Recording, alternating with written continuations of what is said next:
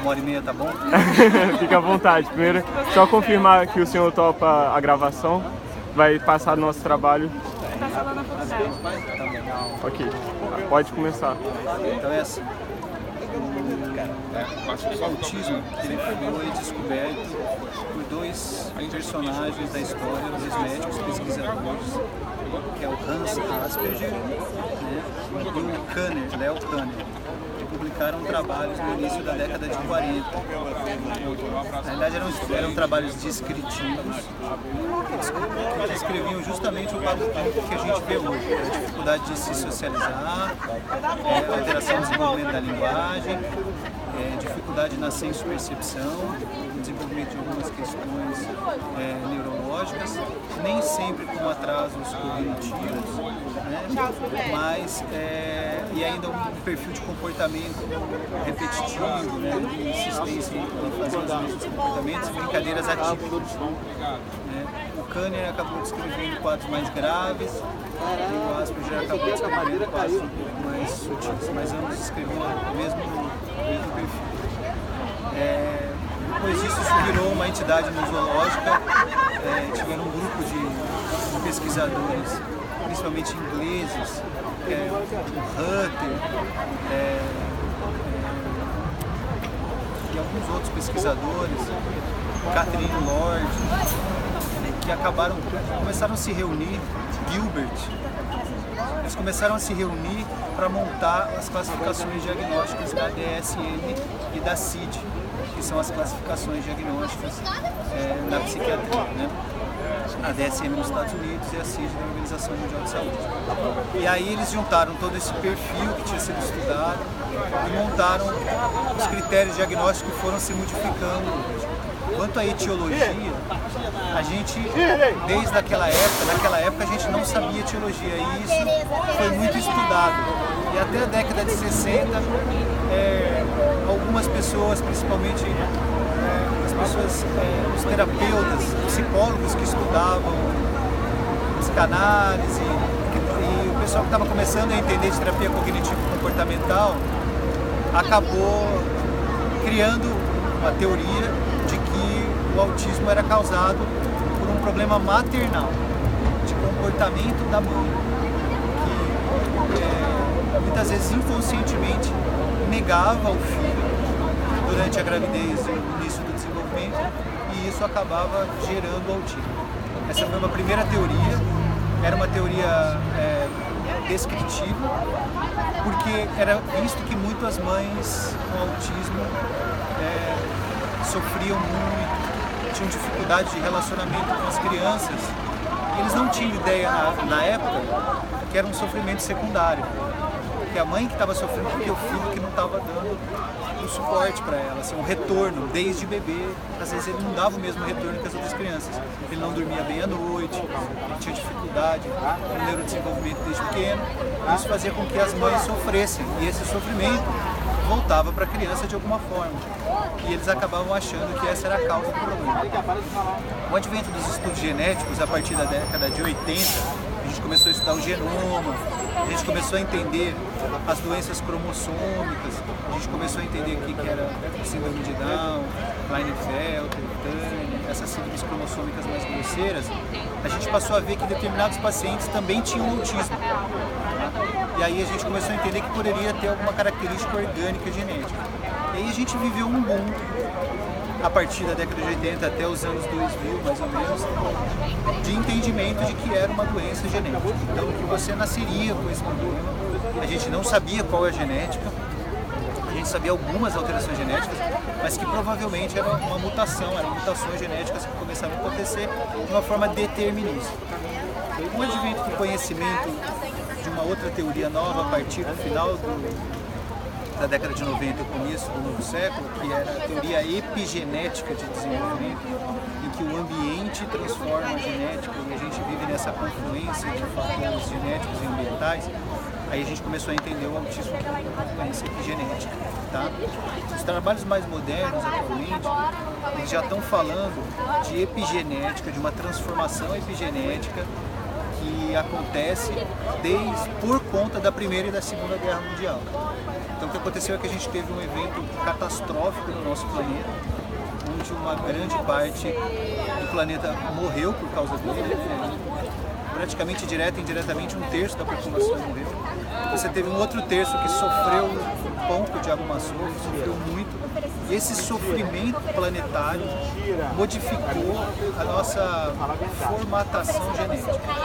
Então como é que funciona isso? Quando você tem uma catástrofe, você aumenta o índice de mutação nos gametas dos filhos da guerra, os filhos da catástrofe.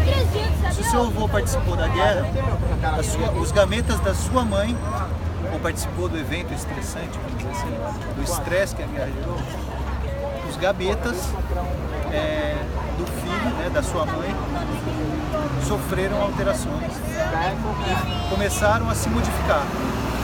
Começou a aumentar a capacidade da genética a gerar mutações de novo. São mutações que não existiam, que a gente não conhecia, que começam a aparecer para todos os lados, de forma positiva e de forma negativa. Então você tem mutações, por exemplo, que geram saúde, que geram benefícios, e tem mutações que geram prejuízos. Tá?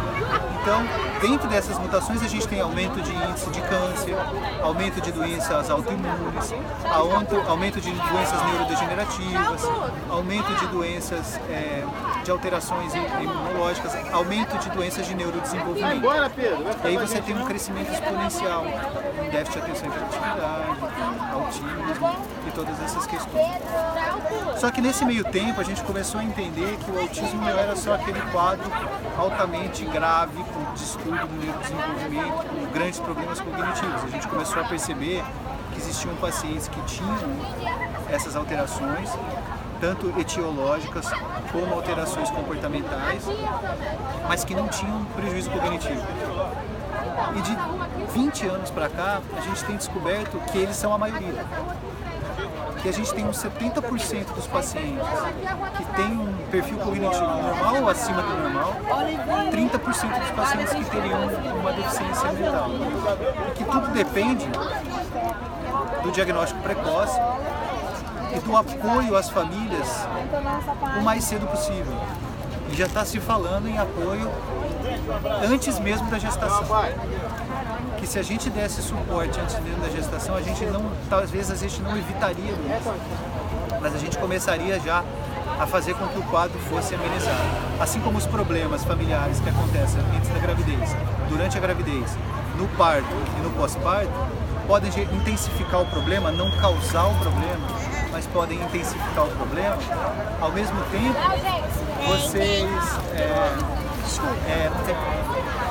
tempo, você também pode ter fatores epigenéticos protegendo o desenvolvimento e gerando quadros cognitivamente melhores. Em teóricos, o Micklin, um pesquisador brasileiro que já foi chefe da Universidade da Yale de pesquisa em autismo, da Universidade de Nova York, ele já está nos Estados Unidos há 30 anos, ele defende a tese de que se a gente conseguisse diagnosticar o autismo antes dos primeiros 4 meses de idade, a grande maioria dos casos não desenvolveriam assim a ponto de a gente poder dar o diagnóstico de transtorno do espectro do autismo. Seriam só sintomas e sinais e às vezes com alto poder cognitivo. O que a gente sabe hoje de fisiopatologia é que no autismo você tem inúmeras alterações multissistêmicas, tá? No cérebro que você tem é um cérebro que tem uma dificuldade no desenvolvimento do sistema GABA, com um sistema inibitório imaturo, por isso um cérebro hiperexcitado, tá?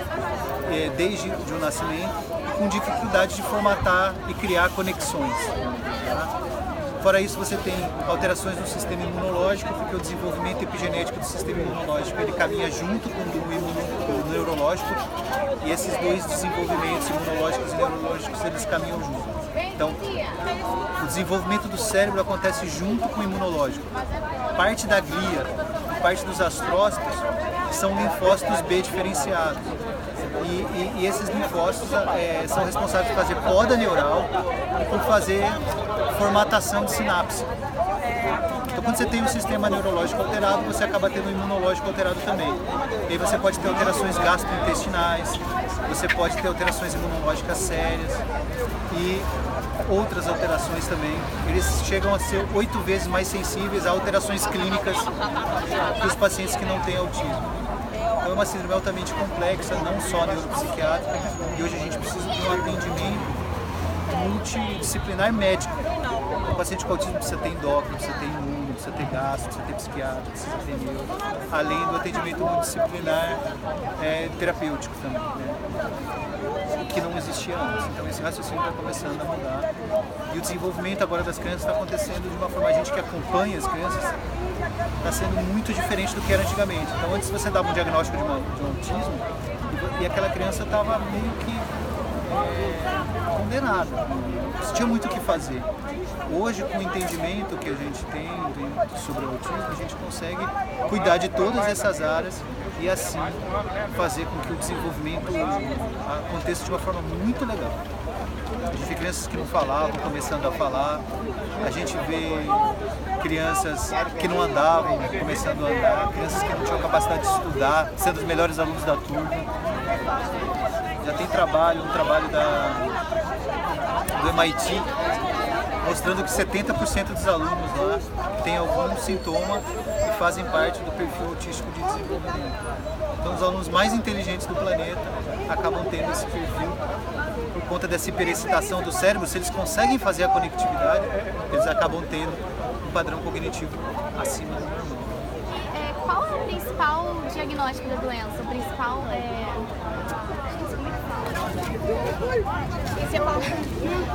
principal sintoma que faz diagnosticar a pessoa como autista?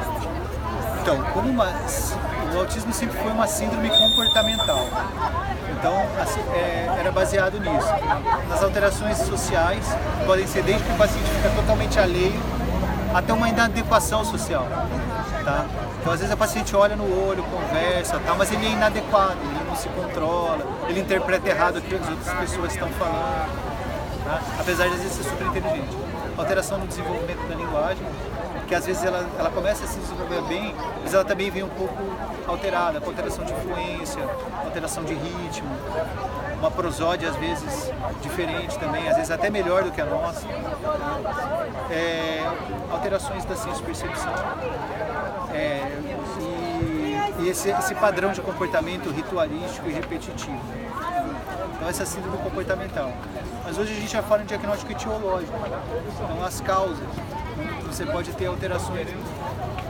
Hoje nos estudos de genética, a gente já encontrou de 40% a 60% das causas. E a gente já conseguiu separar 1.800 genes que podem causar o autismo. Aí ainda não é a totalidade. Então é uma doença altamente complexa. Então você tem doenças que você tem alterações genéticas que mexem no citoesqueleto das células neuronais e imunológicas.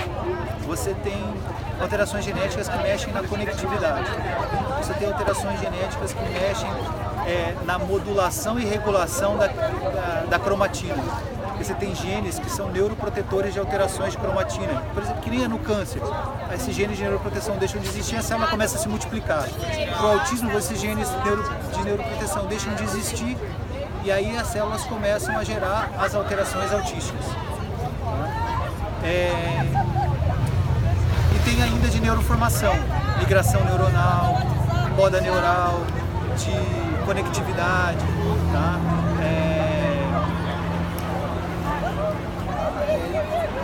Formatação do neurodesenvolvimento, da regulação, da organização, da ordem do neurodesenvolvimento também, que é modulada pelo sistema imunológico. Então você tem assim, uma gama de fatores que hoje chegam a mais de 1.800 genes descritos já que podem causar. A gente tem praticamente todos os cromossomos que podem ter alteração, que podem gerar autismo. E a gente ainda não descobriu tudo. Quais são as inovações do tratamento? Tipo, introdução dos animais, ajuda da escola, conscientização da própria família, que tipo, antes era só os pais que estavam mais envolvidos, agora é uma coisa de luta da família inteira e uma luta diária. Como que está sendo essas inovações com o tratamento? Você tem dois tipos de inovação. Você tem uma inovação clínica médica, que é uma inovação mais ligada ao perfil de entendimento fisiopatológico e aí o mecanismo de ação. Então hoje a gente sabe que grande parte dos transtornos afetivos são transtornos inflamatórios vasculares do cérebro. E isso acomete os pacientes com autismo numa intensidade maior. Eles têm mitocôndrias, alterações genéticas nas mitocôndrias que aumentam o poder de metabolismo das células e fazem com que o estresse oxidativo no cérebro e no organismo de uma forma geral do paciente com autismo ele seja muito mais intenso. É por isso que eles têm mais doenças. Então cuidar do autismo é cuidar de estresse oxidativo hoje. A gente usa muita melatonina para aumentar o poder do sono, a gente usa o ômega 3 em altas dosagens de DHA e a gente está criando alternativas imunológicas de cuidar desse estresse oxidativo. A gente tem o conhecimento sobre essa questão gastrointestinal e a relação com o sistema imunológico, isso é alta tecnologia hoje. A gente tem todas as medicações de nova geração que vão sair agora, que são os inibidores de glutamina e glutamato, os potencializadores do sistema GABA, os formadores de sinapse, os moduladores de enzimas digestivas. A gente tem uma gama de dezenas de medicações que vão sair no mercado a partir agora da década de 20 que a gente vai ter, que já estão em fase 4, fase 5 de pesquisa e que vão inovar realmente tecnologia nova. Quanto à parte terapêutica, o que eu acho que a tecnologia nova é uma coisa que a gente chama de programa de enriquecimento do desenvolvimento das crianças. Tá? Então como é que a gente faz? A gente formata um raciocínio individual daquela criança, de todas as dificuldades, metas e objetivos, e aí a gente enriquece todo o ambiente de desenvolvimento dela, a gente treina todo o ambiente de desenvolvimento para conseguir fazer com que ela faça, meio que ela faça terapia 24 horas por dia. Então a gente treina os pais com treinamento parental, a gente organiza a família com terapia familiar sistêmica, a gente coloca a mediação na escola, que são terapeutas dentro da escola treinados pela equipe terapêutica da criança, e a gente formata um programa dentro da clínica que tenha terapia ocupacional, que tenha psicólogo, fono, aula de teatro para treinar o cérebro social, aula de dança para treinar a psicomotricidade do corpo e da linguagem, aula de música, aula de culinária pedagógica. Tem uma gama de terapias que a gente coloca dependendo da necessidade da criança e que vai se modificando de acordo com o desenvolvimento.